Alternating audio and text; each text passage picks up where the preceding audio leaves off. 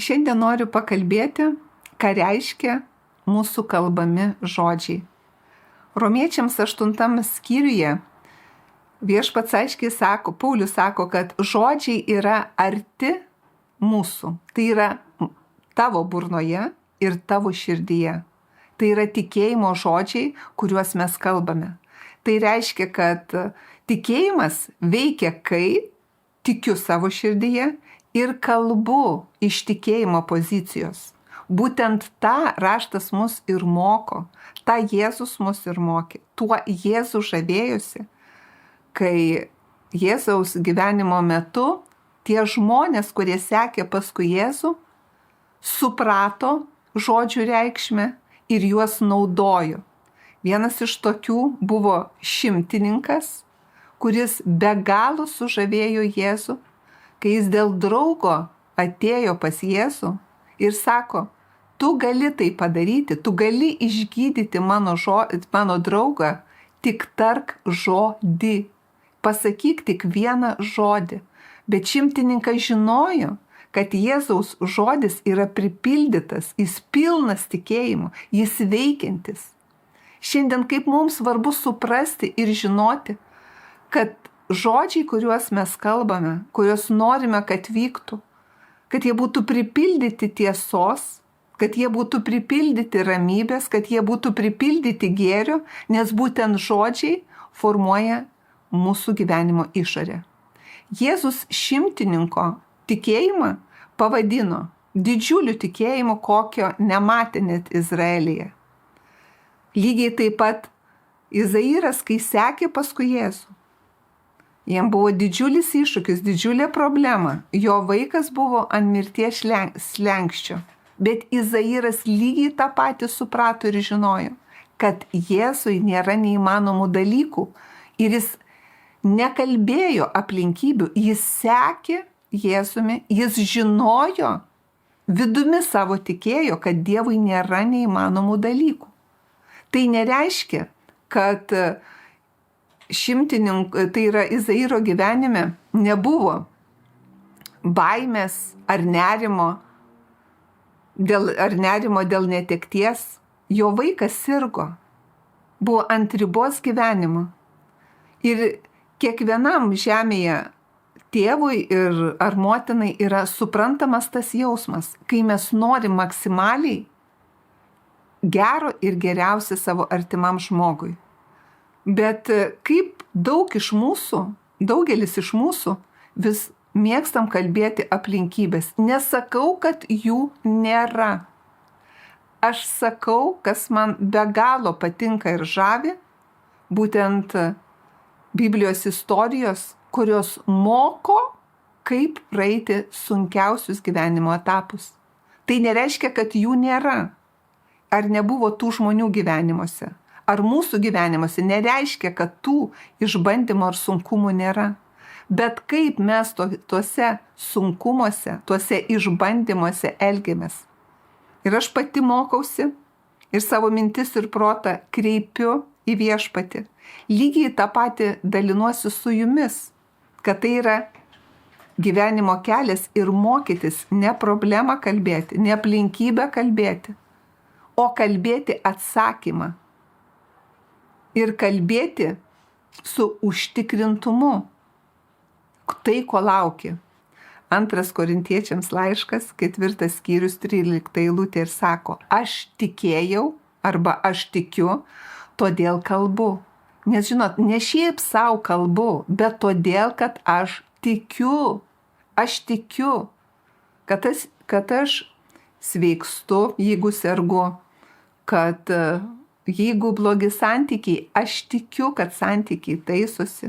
Aš tikiu, kad aš augu kantrybę.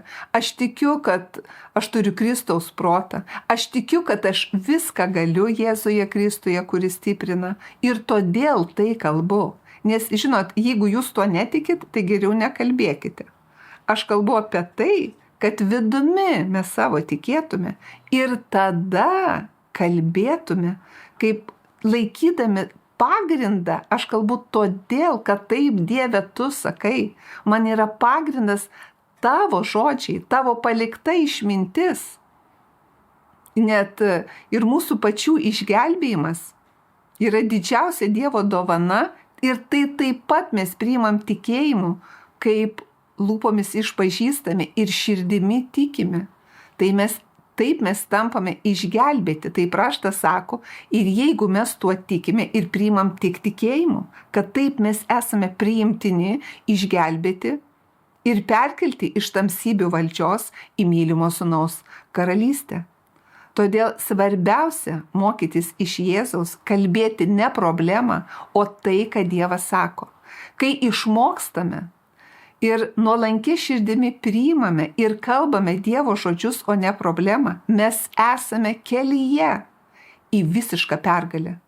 Tai nereiškia, kad mes, kai kalbame Dievo žodžius, Dievo tiesą, kai mes tuo tikime, kad mes iškart atsiduriam jau rezultate. Tai yra kelias, tai yra kelionė.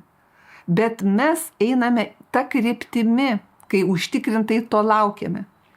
Tai tas pats, kaip gal kas žvejoja ir supranta tą pavyzdį, kai žvejoji ir tu užkabini tą žuvį, bet tu jos dar nematai. Ir reikia sukti, kol tą žuvį jau pagauni. Lygiai tas pats yra su tikėjimu, kai mes tikime ir kalbame ir laukiame. Tai tu žinai, kad tai yra Dievo žodžiai, kad jie negrįžta tušti ir kad tai veda tave į atsakymą. Bet kai tik pradedam kalbėti problemą, tai reiškia, mes prarandam palaiminimus. Mums svarbu prisiminti ir ne apie problemą kalbėti, bet kad mes esame palaiminti visais viešpaties palaiminimais. Ir kad viešpaties palaiminimai šiandien veikia mano gyvenime. Tai, kol dar neturiu, kol dar tas atsakymas neatėjo. Lygiai taip pat yra Abraomo labai geras pavyzdys. Kai Abraomas nepavargo tikėti, įsivaizduojat, jis galėjo pavargti. Tai reiškia, nusibodo.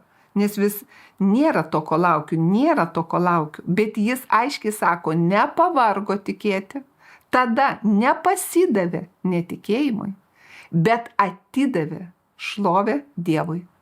Nepasidavė, tai reiškia, pavyzdžiui, kad ateina žmonės ir sako, tu nematai nevyksta, arba matai, kad tavo akis mato, kad yra visiškai priešingai tai, ko tu lauki. Bet apart to, Dovydas nepasidavė tai įtakai ir žinot, ką darė? Raštas aiškiai sako, 4 Romiečiams skyrius, kad atidavė Dievui šlovę. Tai reiškia, mes tame etape, kai laukiame, kai einame paskui viešpatį ir tikime jo žodžiais, kad jie veikia mūsų gyvenime, mes dėkojam Dievui už tai, ko laukiame. Nors akimis dar nematome, nors akimis matome aplinkybės, bet mes pasitikim, kad tai, ko laukime, ateina į mūsų gyvenimus ir reiškiasi. Ir žinot, tai yra vidinis įsitikinimas. Ir tam reikia būti tvirtam. Kaip ir Abraomas sako, buvo tvirtas tikėjimu Dievo pažadu. Todėl ir mes šiandien, kai mes tikime ir kalbame Dievo žodžius, ne aplinkybės, mes turim būti tvirti. Vadinasi, tvirti tai nesilpni. Tvirti tai reiškia įsitikinę, kad Dievas ką pasakė, tai ir įvykdys. Jeigu jis sako, kad jis išgydė visas mūsų ligas, vadinasi, taip ir yra. Vadinasi, mano ląstelės atsinaujina ir aš sveikstu. Jeigu viešpats sako, kad jis atstato kad išlaisvinti visi mano namai, ar mano namai tarnauja viešpačiui, nors šiandien aš to nematau dar. Aš dėkoju viešpatė, kad mano artimieji keičiasi, mano brangų žmonės keičiasi. Kodėl? Todėl, kad viešpatė tu esi taip nusprendęs, kad tokia yra tavo valia. Ir aš dėkoju, kad ta tavo gera valia reiškiasi mūsų gyvenimuose. Tad tu kaip ir sakai, kad ilgų ir laimingų gyvenimų prisotini mūsų dienas. Kad tai yra absoliuti tiesa ir man šiandien arba tau šiandien tai priklauso. Kad tu ilgų ir laimingų gyvenimų prisotintas esi. Ir man reikia šiandien matyti, tau reikia tai matyti, įsivaizduoti tuos Dievo žodžius, kad jis sako ilgų ir laimingų prisotina mūsų dienas, gyvenimus. Vadinasi, man reikia tą matyti. Tau reikia tą matyti, kaip tau gerai sekasi, kaip tu moki su savo artimais bendrauti, kaip tu moki susitarti, kaip tu moki neatsakyti tuo pačiu. Ne todėl, kad aš ar jūs esate silpni, bet todėl, kad mes turim Dievo nuovoką, supratimą, kad mes turim dievišką kantrybę. Įsivaizduokit, kaip Jėzus neatsakė tuo pačiu tiem, kurie Jėzų prikalė prie kryžiaus, kurie jį niekino, netikėjo, jį nuolat kritikavo fariziejai ir visa kita. Jis atleido ir nekreipė į juos dėmesio. Tai nereiškia, kad Jėzus buvo silpnesnis. Jėzus matė daugiau, toliau už tas aplinkybės. Ir jis mums davė tą pačią tikėjimo dvasią. Jis sako, aš jums palieku tą pačią tikėjimo dvasią. Ir jūs patikite ir todėl kalbate. Netuščiai balabolinam. Netuščiai. Aš, pavyzdžiui, tikrai žmonėms sakau, netuščiai aš balabolinu. Aš tuo tikiu. Kad Dievas teikia savo geradarystės man kiekvieną dieną. Ir dėkoju Dievui už jo geradarystės. Kartais galim nematyti, atrodo, kas čia tokio turi vykti. Žinot, kad kiekvieną dieną atsimerki, kad kiekvieną dieną atsikeli, kad kiekvieną dieną gali pats savo kojom vaikščioti, kad gali teisingai pasirinkti, kad gali bendrai dėkoti Dievui už tai, kad tu šiandien dar žemėje gyveni, gali rinktis padėti kitam. Ir už tai dėkoji Dievui. Ir kuo daugiau dėkingas esi, tuo daugiau tau reiškiasi gero. Nes Dievas sako, dėkojimas atveria duris. Malda su dėkojimu, ji atveria dangaus duris. Ir Jėzus yra tas, kuris atsako į mūsų problemas. Jis yra problemų sprendimas. Jėzus įkvepia, paguodžia, teikia viltį. Tai yra nukreipia mūsų mintis ir protą į tai, ko laukiame. Nes Jėzus sako, aš esu šito pasaulio šviesa. Kas seka paskui mane, tas nestokos. Tas yra perkeltas iš tamsos į mylimo sūnaus karalystę. Ir kas seka manimi, turės gyvenimą ir gyvenimą šviesoje. Todėl dėkokim šiandien Dievui, kad kokia aplinkybė bebūtų. Aš žinau, Dieve, kad tu palikai man savo pažadą, palikai man savo žodžius. Ir aš tikiu, kad tavo žodžiai negrįžta tušti, kad jie atlieka darbą mano gyvenime. Kad aš kalbu tavo žodžius, nes aš tikiu, kad tai yra tiesa. Ne aplinkybės, kurias aš matau, ne aplinka, kurioje aš gyvenu, yra tiesa. Tai yra realybė, bet tiesa yra tavo žodžiai, Viešpatie. Ir kai taip mes pasiliekam dienom bendraudami su Viešpačiu, garantuotai keičiasi aplinkybės ir jos keisis. Nes neįmanoma, kad tai, kad Dievas pažadėjo, kad tai neįvyktų ar nevyktų. Bet šiandien mums kiekvienam reikia Dievo kantrybės ir Dievo išminties ir Dievo ramybės.